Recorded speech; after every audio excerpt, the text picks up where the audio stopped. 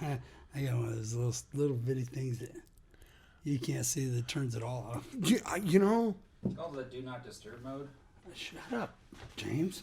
Stupid head. No, stupid head. Don't you know that the technical term for it is that little thingy that makes it not ring? See, if you'd have said that, I don't know right where it was. Exactly what. Right. Jeez.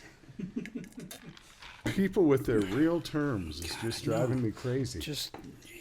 No, it's terrible. Now, okay, before we even do anything, make sure you did you silence your phone? I'd switch that little hickey on the side, yeah. Oh, you're getting technical with me. It's a hickey. The little hickey.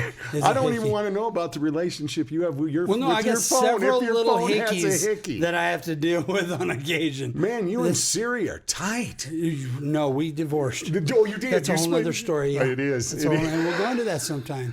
Well, let's go into it now. No, let's don't. Hey, it's the Mike and the Mountain time right now. Brian, Ba-bam. I'm Brian Gary and Ba-bam over there. Scott Cisco. Morning, brother.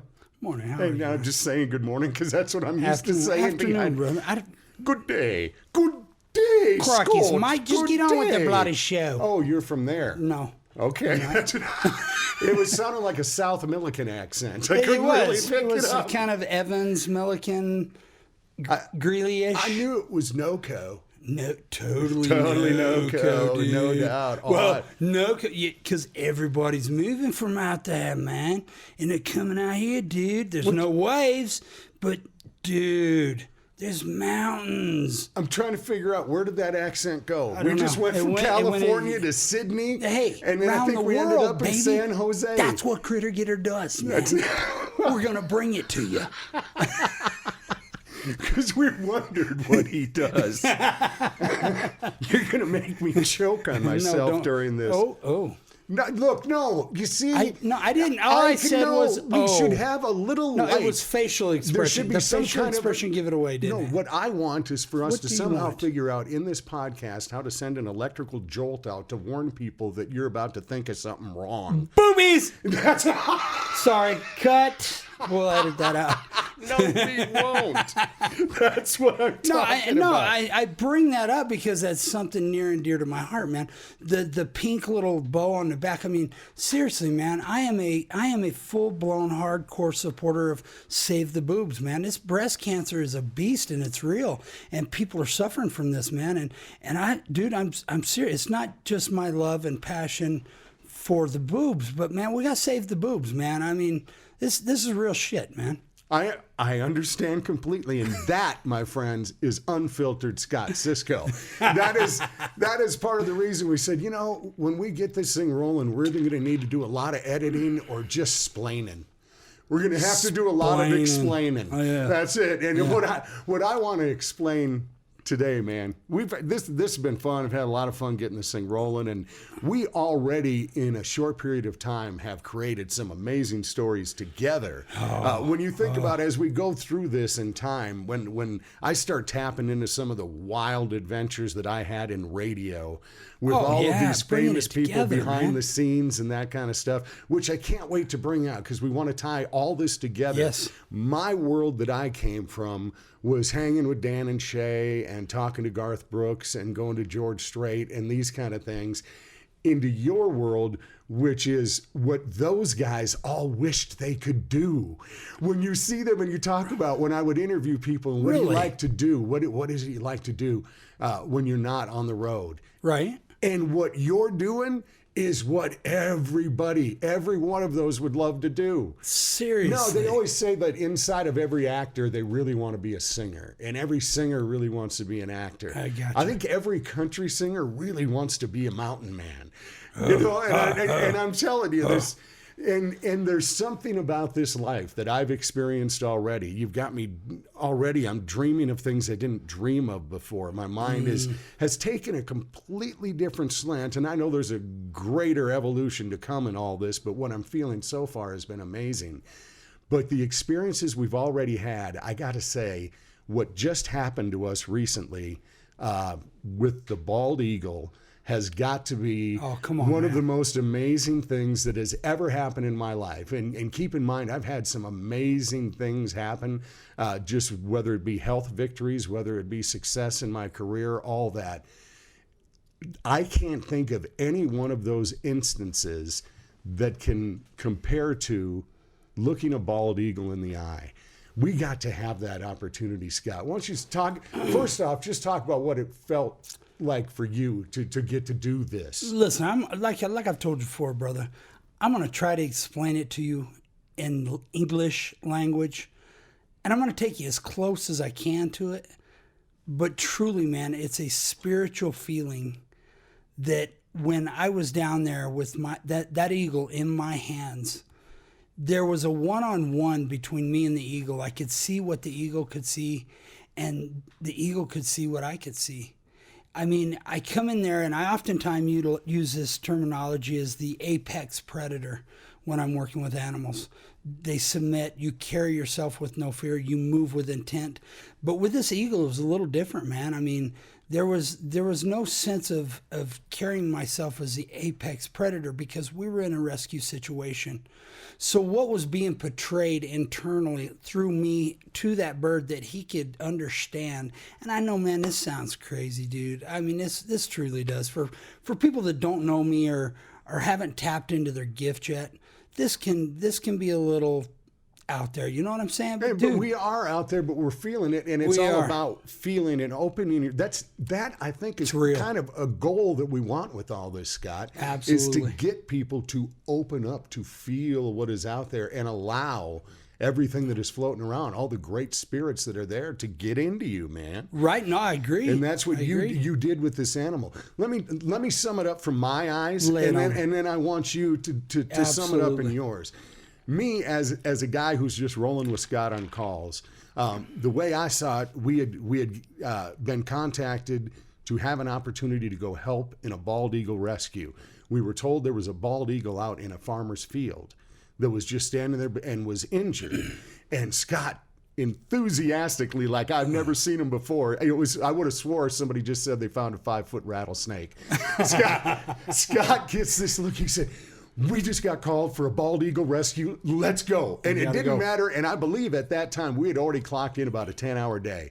It was late in the day. We were kind of dragging, and then just getting that call, Scott gets lit up, and we go out to this to the farmer's field, and we met up with the folks from CPW, right? Yes, Colorado Parks and Wildlife. Great folks out there who we were out there with, and we were walking up. We were standing in the field, and you could see the eagle way off in the distance, just standing straight up in the field. Proud. Proud as hell. I mean, hell. it was better than the Statue of Liberty, man. I mean, didn't everything it represented. Yeah, everything it represented, man. And that joker was out there, Brian. I mean, he was way out there. And, I mean, I was a little caught off by, I don't think there's enough of us to catch that bird. Yeah. Because it was huge, man. It truly was huge.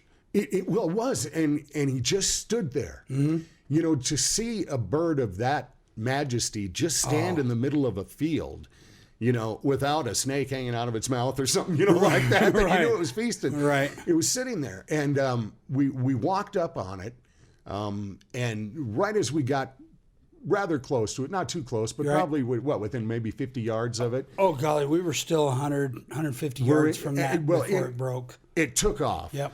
Took off and started flying, and I thought, oh, well, adventure over. But then you watched the bird's flight, and you could see that bird was struggling with all of its might to fly as low. I mean, it was barely off the ground. Right. And you could tell he was tired. But Scott turns to me, because I'm thinking to myself, oh, missed opportunity. It's over. It's done. Or this is going to take all night to try to keep following where this guy's going. Yeah, because CPW had advised us this could happen today because we don't know what's wrong with it. We got to move toward it to see what it's doing, to see how it acts, because that's going to tell us as rescuers whether we need to, you know, continue moving forward with this, or we need to shut it down and let him set a few days so that we can get in, safely catch the bird, and get him where he needs to go to get him rehabilitated. And this is a good point for me to stop and say, this is not something you should ever do. No, we were no. only allowed to do this. We were assisting. So Yes. that's, many people go, what are you doing? You know, at bald eagling us. We were assisting in a rescue. Right. And we'll get to what the end result is Sure. here in a bit. But we had seen the bird out there and it had taken off. And again, I thought, party over. This is going to go forever or it's done. And Scott says, no. He said, the bird's just going to fly around this corner. He's going to tire himself out. And then he's just going to drop in the field and he's going to be completely exhausted. Well, damn if he isn't right again, because he takes off. We go around some cove of trees where, again, I don't know where the hell we're going, but Scott says, we're going to come around the corner and he's going to be right in front of us. And I'm, yeah, right, but I'll roll camera just in case. We come around the corner, holy shit. There he right is, in front of right us. in front of us. Flying, and as much as he could. He was much as really he could. low, and we're coming up on him in the truck, and the bird just stops. Submits. He just stopped right there, and I'm rolling film, and Scott jumps out with the net, and just as he gets out of the truck, he has the smarts enough to say, roll the camera. All right, so he does this. As he's bailing out the driver's door, runs over. The bird tried to make one hop, and then Scott got him in the net, and it was like the bird was waiting for you to come and rescue it. That's a great point. The way to get to witness the most majestic creature in our country, the bald eagle, to watch it fall into your hands like you had just come. It knew you were there to rescue it. It knew I it. swear it felt Right. It felt your intention. Right. When you were there. Right. Could you feel it back from the eagle? Oh no, Was it absolutely, yeah, reciprocated? and that's what I'm talking about. There was communication going on between me and that eagle that was beyond any kind of communication man is known, and that's happened multiple times with species that I've been involved in. No, that eagle had calmed. He knew there was some kind of spiritual. He knew he was okay. He knew I was not there to hurt him. I mean, when I had him, out of the net and I had that bird in my two hands, there was no rapid. I could feel the heartbeat, if that makes sense, through my gloves even. I could feel the heartbeat and there was no rapid heartbeat. I mean, I was one with this eagle as he was with me, letting him know without any words being spoke that, dude, we're going to help you here, man. We're going to get you back in the sky where you belong. Well, again, to see it just stop. Just stopped, gave itself to Scott, and then Scott gets it into a crate where it can then be transferred to a rescue for raptors. Yep. And we're hoping to hear the end result, how well his wing healed, and if we could be there for the release, which would be absolutely amazing. Right. But to know that you rescued this animal, as Scott finished, because I thought, wow, that looked routine. This is something that you've done. He's probably done this 30, 40 times just as. And I said, what's it like? Have you ever done that before? That's my first one, man. Yeah. That was it. First one. And I said, how do you know what to do? He said, I didn't. It just came. It was. Yeah. Well, no, I have had some experience growing up as a trapper in Wyoming. I've had some experiences and some things happen back then that, an eagle, a golden or something like that would get caught in one of the traps. And so we would have to handle that bird and throw a coat over it, calm it down, get it out of the trap, and then boom, he flies away. He's perfect. He's, nothing's wrong. So I had handled him a few times, but in this type of situation to where I was working with the division hand in hand, and again, shout out to the division for giving us the opportunity and to Blessed. even look to us that we would be an asset to help in this type of situation. I mean, I'm humbled. I'm humbled by we got a call. I'm humbled that we helped assist. I mean, there's nothing more that can be said because I think everyone in here can agree that to be able to watch that bird be set free, and our hopes is they're going to allow me to take him back out to location where he was and set him free. And I want to bring that to the viewers, man. I want them to see, because boy, if I can try, if you and I can try to bring this passion and desire that was going on between me and that eagle, and then releasing that eagle. God forbid nothing horrible's wrong with him and he can't be released. I mean, dude, that's what the new world is, man. That's the new world, and that's where we got to take it.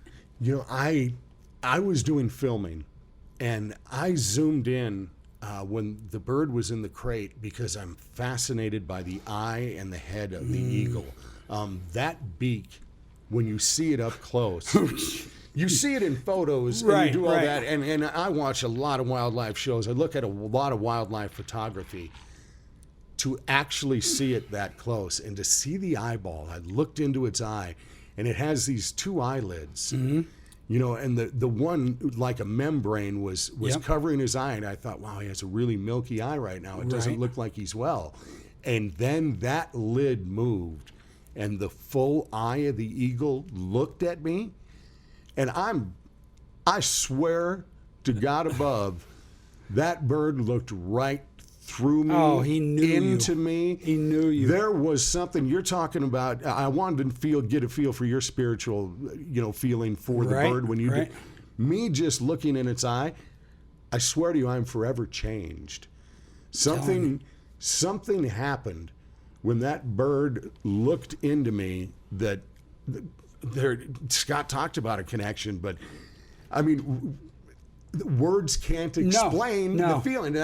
And I think that's what we're trying to explain is that words can't even tell you what an incredible thing this is. And this is what we get to do for a living, man. I'm telling you, baby. Every day. This is what is provided out there. Right. You know, you can sit and watch every TV show you want. You can spend 20 hours behind your computer a day. You can do all that. Get off your ass and go outside. It is amazing. I spent 30 years in a cubicle hearing music just pounding my ears, you know, and I love music. I love all that. Yeah. But I hadn't experienced that feel, that freedom that is available to everybody. It does not discriminate. No. Nature and open country does not discriminate. It is for everybody. Well, brother, in a perfect time out here on the Front Range, I got to bring this up. Get into your backyard. With COVID, we're not hearing the airplanes like we used to. We're not hearing the traffic like, I mean, it's a good time to tune into the stories that are being told around your house, in your backyard. Maybe there's a couple nesting robins and a grackle gets a little too close. You're going to hear Mama Robin come out, give him a what for, and chase him off. There's stories that are endless in your backyard if you'll take the time to shut everything down. You know, I've heard stories and I've heard people tell me about yoga and what it does for spiritually, for what it does for them. And dude, I don't doubt any of that a bit. I don't doubt any of that a bit because, again, it's getting into your inner self. It's finding your inner spirit, man. And it's bringing a peace that cannot be described. Oh, and a huge amen to that. I want to go back for a moment to talk about the eagle again, in the sense that we were asked to assist. We were given the opportunity to assist in the capture of this eagle. We need to get across to people, though, what should they do? Say you're out and you spot wildlife that is hurt, but let's say you spot a bald eagle that is injured. What should somebody do in those situations, Scott? Well, no more than 911 in any emergency. I mean, 911 has the ability if you don't know what else to do. Colorado Parks and Wildlife is the go-to. I mean, you can find it on your phone. You can look it up, Siri, Google, they'll all pull it up. Get a hold of them, go through the questions, etc. And that's what this guy did out there. Now, this ranch that we were on that I have managed for 8 years, that's why I knew the ranch, and that's why the warden asked me to come out and be a part of it. He thought, well, if Scott's going to know how to get to where we need to get this bird, I got to have him out here because he knows this ranch and everything I've done out there. So, yeah, I mean, you know, Colorado Parks and Wildlife. That's it, because I know a lot of people, your natural reaction is, oh, I need to help that, or you're going to run.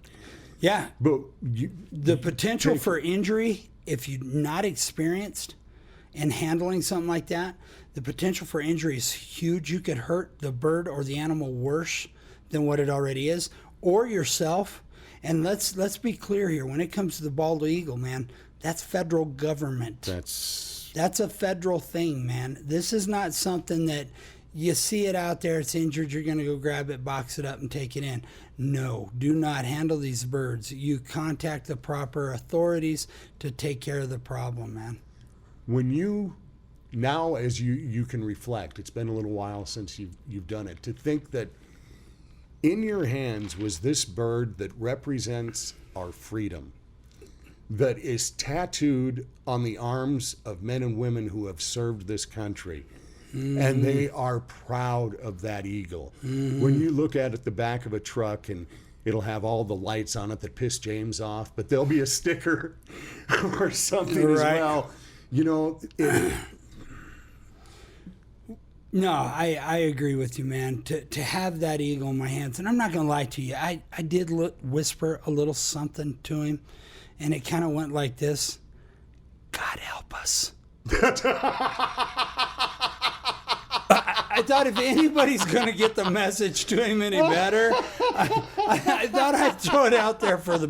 Because listen, he's on closer Eagles' than we wings. are. Wings of Eagles, it's all there. So I just thought I'd drop a little bomb while we're in the midst of it, and just drop a little, God help us. You know? It's got a happy ending. That's what we love. All right. But as your friend, I want to say thank you for letting me share that experience with you. It's something, again, that I'll never forget, forever changed me to get that opportunity. And I'm so blessed and thankful to CPW for letting us assist in this opportunity and to help rescue this eagle. And we'll keep you updated on this as we get more information and let you know the story of this eagle as it progresses. But thank you to you for doing what you do and being who you are and letting me witness this bird surrender into your hands and get you just exchange spirits. Brother, that's all I've ever wanted to do. I loved rescuing the eagle and doing what I did, but having people there or being able to take it live and put it on for people to see that this is what went down here on the Colorado Front Range, man, I want to bring that joy, that passion, that desire to the people that are going to watch and experience all the crazy that goes on in my head and the calls that come in and do what I do and now do what we do. I think you just described the total mission of Cisco MWE. Was right there in what you just said. And I want to direct you there too. Cisco MWE is going to be your home base if you want to get more information on many of the things we talk about. I like to just jump in, and I wanted to tell this story. Right. It's rather fresh, and I wanted to get this story out. But I talk about being the one who got to film this. Well, we're going to have those pieces. All the bits of this, if you want a deeper dive and if you want visual, Cisco MWE. Just remember that. Remember the website up and rocking. You can check out, is the Facebook page up as well, James? Check it out on Facebook. Now, we're the Mike in the Mountain, but we're together is this one mass entity that puts all of this together. But our mission with the Mike in the Mountain is to get you to check out Cisco MWE and start taking part in your own education about what lies outside our doors and our windows. Absolutely. But we are very, very proud to have been a part of this this rescue, and we want to share the footage with you. We want to take you in the truck with us as we were rolling through this. So be sure to check out Cisco MWE. That's a name you are going to be hearing over and over again, because you talked about when you were a kid, Jacques Cousteau was your hero, Steve Irwin, guys like this. You know, I'm a little bit more dated. Mutual of Omaha's Wild Kingdom with Marlon Perkins and Jim Fowler, where Marlon would sit in the helicopter while Jim wrestled an anaconda. Yep. You know, that's what we're going to do that too. I'm Marlon. He's okay. That's lined up. But that's what we want to bring back. There was nothing more exciting to me on Sunday nights than to watch before the wonderful world of Disney was Mutual of Omaha's Wild Kingdom. Oh, yeah. And I just dug watching that. Right. Well, everyone did, and everybody needs somebody to look up to in the wildlife world. I'm telling you, parents, this guy's crazy, but your kids are going to love him and they're going to learn from him. So be sure to check out Cisco MWE, and thanks for sharing the tale of the eagle, man.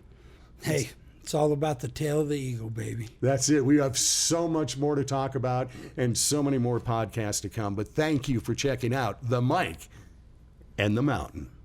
Bam.